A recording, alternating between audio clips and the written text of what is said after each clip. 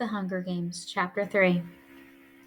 The moment the anthem ends, we are taken into custody. I don't mean we're handcuffed or anything, but a group of peacekeepers marches us through the front door of the Justice Building. Maybe tributes have tried to escape in the past. I've never seen that happen, though. Once inside, I'm conducted to a room and left alone. It's the richest place I've ever been in, with thick, deep carpets and a velvet couch and chairs. I know velvet because my mother has a dress with a collar made of the stuff. When I sit on the couch, I can't help running my fingers over the fabric repeatedly. It helps to calm me as I try to prepare for the next hour, the time allotted for the tributes to say goodbye to their loved ones. I cannot afford to get upset, to leave this room with puffy eyes and a red nose. Crying is not an option. There will be more cameras at the train station. My sister and my mother come first. I reach out to Prim and she climbs on my lap, her arms around my neck, head on my shoulder, just like she did when she was a toddler. My mother sits beside me and wraps her arms around us. For a few minutes, we say nothing. Then I start telling them all the things they must remember to do, now that I will not be there to do for them. Prim is not to take any tesserae. They can get by, if they're careful, on selling Prim's goat milk and cheese and the small apothecary business my mother now runs for the people in the scene. Gale will get her the herbs she doesn't grow herself, but she must be very careful to describe them, because he's not as familiar with them as I am. He'll also bring them game. He and I made a pact about this a year or so ago, and will probably not ask for compensation, but they should thank him for some kind of trade, like milk or medicine. I don't bother suggesting Prim learn to hunt. I tried to teach her a couple times and it was disastrous. The woods terrified her, and whenever I shot something, she'd get teary and talk about how we might not be able to heal it if we got it home soon enough. If we might be able to heal it if we got home soon enough. But she makes out well with her goat, so I concentrate on that. When I am done with instructions about fuel and trading and staying in school, I turn to my mother and grip her arm hard. Listen to me. Are you listening to me? She nods, alarmed by my intensity. She must know what's coming. You can't leave again, I say. My mother's eyes find the floor. I know, I won't. I couldn't help but no, well, you have to help it this time. You can't clock out and leave Prim on her own. There's no me now to keep you both alive. It doesn't matter what happens. Whatever you see on the screen, you have to promise me you'll fight through it. My voice has risen to a shout. In it is all the anger, all the fear I felt at her abandonment. She pulls her arm from my grasp, moved to anger herself. Now, I was ill. I could have treated myself if I'd had the medicine I have now. That part about her being ill might be true. I've seen her bring people back from suffering, from immobilizing sadness since. Perhaps it's a sickness, but it's one we can't afford. Then take it, and take care of her, I say. It'll be all right, Katniss, says Prim, clasping my face in her hands. But you have to take care too. You're so fast and brave. Maybe you can win. I can't win. Prim must know that in her heart. The competition will be far beyond my abilities. Kids from wealthier districts where winning is a huge honor, who've been trained their whole lives for this. Boys who are 2 to 3 times my size. Girls who know 20 different ways to kill you with a knife. Ugh, there'll be people like me too. People to weed out before the real fun begins. Maybe, I say, because I can hardly tell my mother to carry on if I've already given up myself. Besides, it isn't in my nature to go down without a fight, even when things seem insurmountable. Then we'd be as rich as Haymitch. I don't care if we're rich. I just want you to come home. You will try, won't you? Really, really try? Asks Prim. Really, really try. I swear it, I say. And I know because of Prim, I'll have to. And then the peacekeepers at the door signaling our time is up, and we're all hugging one another so hard it hurts. And all I'm saying is, I love you. I love you both. And they're saying it back, and then the peacekeeper order them out and the door closes. I bury my head in one of the velvet pillows, as if this can block the whole thing out. Someone else enters the room, and when I look up, I'm surprised to see it's the baker, Peter Malark's father. I can't believe he's come to visit me. After all, I'll be trying to kill his son soon. But we do know each other a bit, and he knows Prim even better. When she sells her goat cheese at the hob, she puts 2 of them aside for him, and he gives her a generous amount of bread in return. We always wait to trade with him when his witch of a wife isn't around, because he's so much nicer. I feel certain he would never have hit his son the way she did over the burned bread. But why has he come to see me? The baker sits awkwardly on the edge of one of the plush chairs. He's a big, broad-shouldered man with burn scars from years at the ovens. He must have said goodbye to his son. He pulls a white paper package from his jacket pocket and holds it out to me. I opened it and find cookies. These are a luxury we can never afford. Thank you, I say. The baker's not a very talkative man in the best of times, and today he has no words at all. I had some of your bread this morning. My friend Gale gave you a squirrel for it. He nods as if remembering the squirrel. Not your best trade, I say. He shrugs as if it couldn't possibly matter. And I can't think of anything else, so we sit in silence until a peacemaker summons him. He rises and coughs to clear his throat. I'll keep an eye on the little girl. Make sure she's eating. I feel some of the pressure in my chest lighten at his words. People deal with me, but they are genuinely fond of Prim. Maybe there will be enough fondness to keep her alive. My next guest is also unexpected. Madge walks straight to me. She is not weepy or evasive. Instead, there's an urgency about her tone that surprises me. They let you wear one thing from your district in the arena. One thing to remind you of home. Will you wear this? She holds out the circular gold pin that was on her dress earlier.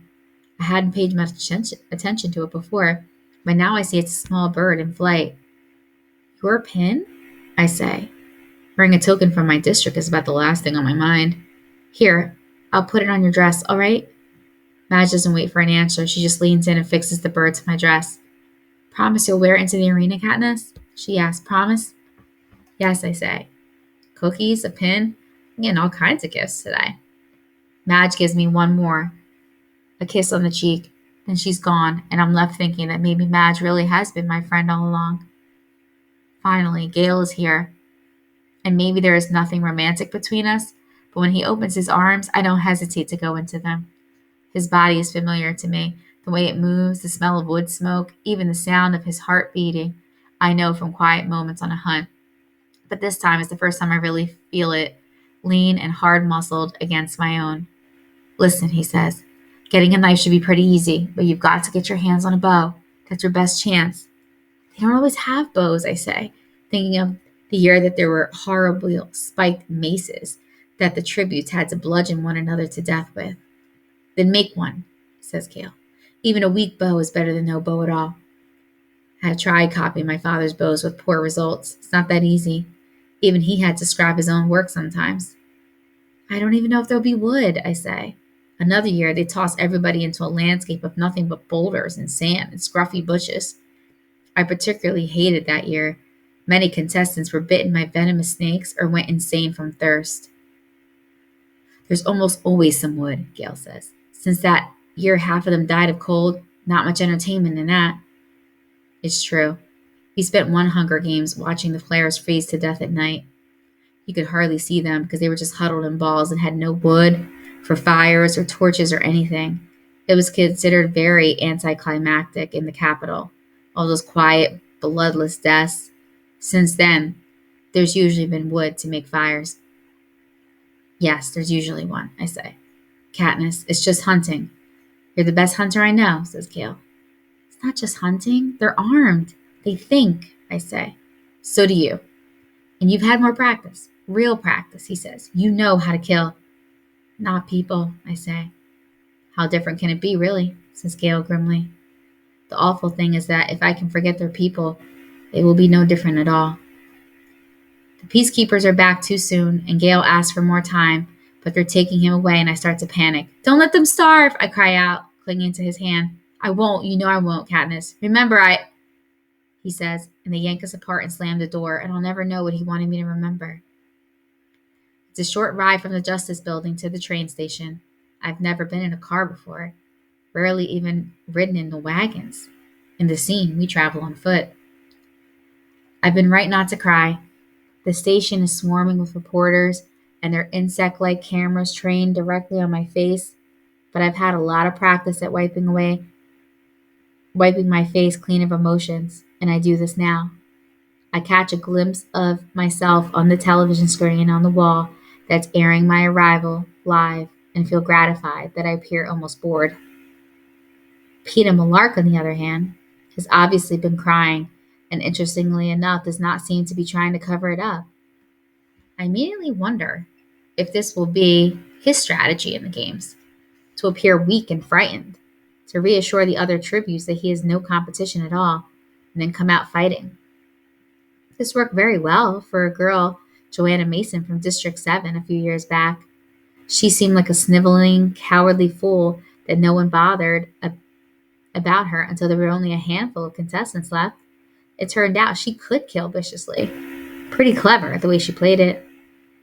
But this seems an odd strategy for Peter Millark because he's a baker's son. All those years of having enough to eat and hauling bread trays around have made him broad-shouldered and strong. It will take an awful lot of weeping to convince anyone to overlook him. We have to stand for a few minutes in the doorway of the train when the cameras gobble up our images. Then we're allowed inside and the doors close. Mercifully behind us, the train begins to move at once. The speed initially takes my breath away. Of course, I've never been on a train, as travel between the districts is forbidden except for officially sanctioned duties. For us, that's mainly transporting coal. But this is no ordinary coal train. It's one of the high-speed capital models that average 250 miles per hour. Our journey to the capital will take less than a day. In school, they tell us the capital was built in a place once called the Rockies. District 12 is in a region known as Appalachia. Even hundreds of years ago, they mined coal here, which is why our miners have to dig so deep. Somehow it all comes back to coal at school. Besides basic reading and math, most of our instruction is coal related, except for the weekly lecture on the history of Pan Am. It's mostly a lot of blather about what we owe the capital. I know there must be more than they're telling us, an actual account of what happened during the rebellion, but I don't spend much time thinking about it. Whatever the truth is, I don't see how it will help me get food on the table. The tribute train is fancier than even the room in the Justice Building. We are each given our own chambers that have a bedroom, a dressing area, and a private bathroom with hot and cold water. We don't have hot water at home unless we boil it. There are drawers filled with fine clothes. An Effie trinket tells me to do anything I want, wear anything I want. Everything is at my disposal. Just be ready for supper in an hour. I peel off my mother's blue dress and take a hot shower. I've never had a shower before. It's like being in a summer rain, only warmer. I dress in a dark green shirt and pants. At the last minute, I remember Madge's little gold pin. For the first time, I get a good look at it. It's as if someone fashioned a small golden bird and then attached a ring around it. The bird is connected to the ring only by its wing tips. I suddenly recognize it. A mockingjay. They're funny birds and something of a slap in the face to the capital. During the rebellion, the capital bred a series of genetically altered animals as weapons. The common term for them was mutations, or sometimes mutts, for short. One was a special bird called a jabberjay that had the ability to memorize and repeat whole human conversations. They were homing birds, exclusively male, that were released into regions where the capital's enemies were known to be hiding. After the birds gathered words, they fly back to centers to be recorded. It took people a while to realize what was going on in the districts, how private conversations were being transmitted. Then, of course, the rebels fed the capital endless lies, and the joke was on it. So the centers were shut down and the birds were abandoned to die off in the wild. Only they didn't die off. Instead, the jabberjays mated with female mockingbirds, creating a whole new species that could replicate both bird whistles and human melodies. They had lost the ability to enunciate words, but could still mimic a range of human vocal sounds, from a child's high pitched warble to a man's deep tones. And they could recreate songs, not just a few notes, but whole songs with multiple verses, if you had the patience to sing them and if they liked your voice. My father was particularly fond of mockingjays. When we went hunting, he would whistle or sing complicated songs to them, and after a polite pause, they'd always sing back. Not everyone is treated with such respect, but whenever my father sang, all the birds in the area would fall silent and listen.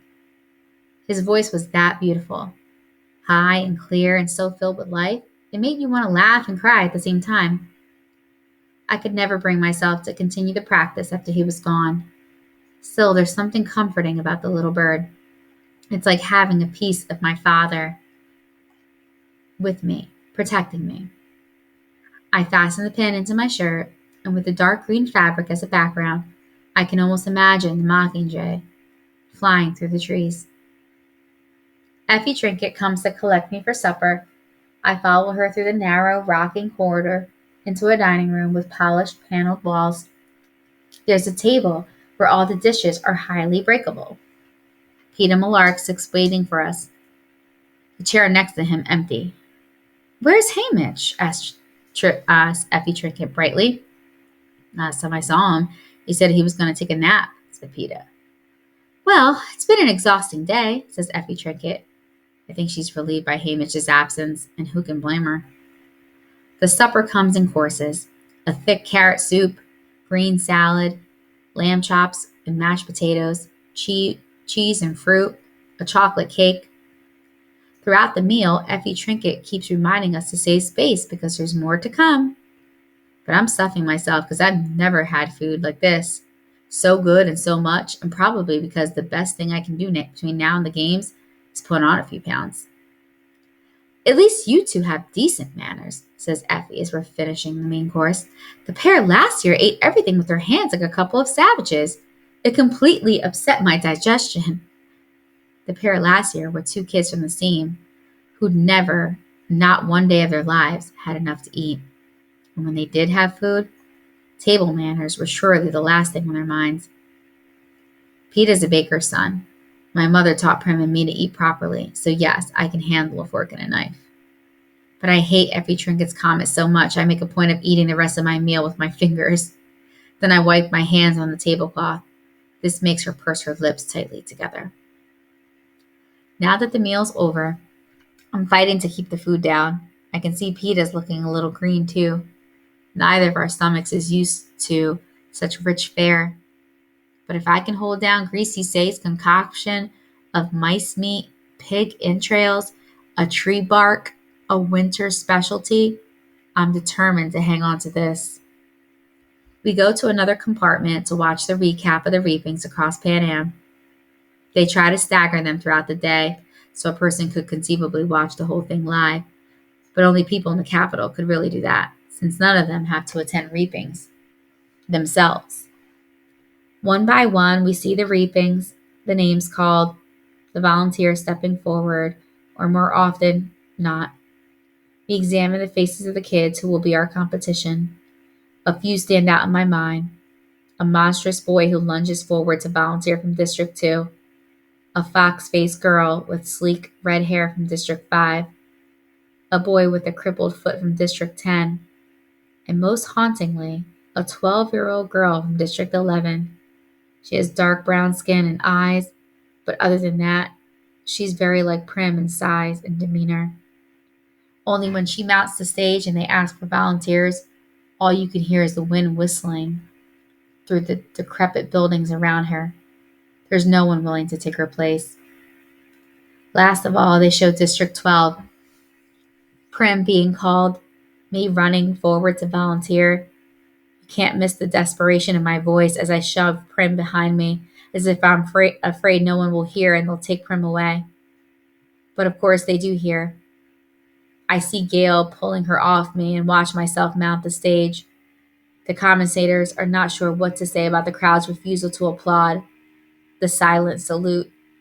One says that just District 12 has always been a bit backward, but that local customs can be charming. As if on cue, Hamish falls off the stage and they groan comically. Peeta's name is drawn and he quietly takes his place. We shake hands, they cut to the anthem again, and the program ends. Effie Trinket is disgruntled about the state her wig was in. Your mentor has a lot to learn about presentation, a lot about televised behavior. Peeta unexpectedly laughs. He was drunk, says Peeta.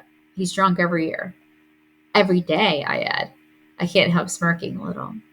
Every trinket makes it sound like Hamish just has somewhat rough manners that could be corrected with a few tips from her. Yes, hisses Effie Trinket. How odd you two find it amusing. You know your mentor is your lifeline to the world in these games, the one who advises you, lines up your sponsors, and dictates the presentation of any gifts. Hamish can well be the difference between your life and your death. Just then, Hamish staggers into the compartment. I missed supper? He says in a slurred voice. Then he vomits all over the expensive carpet and falls in the mess. So laugh away, says Effie Trinket. She hops in her pointy shoes around the pool of vomit and flees the room.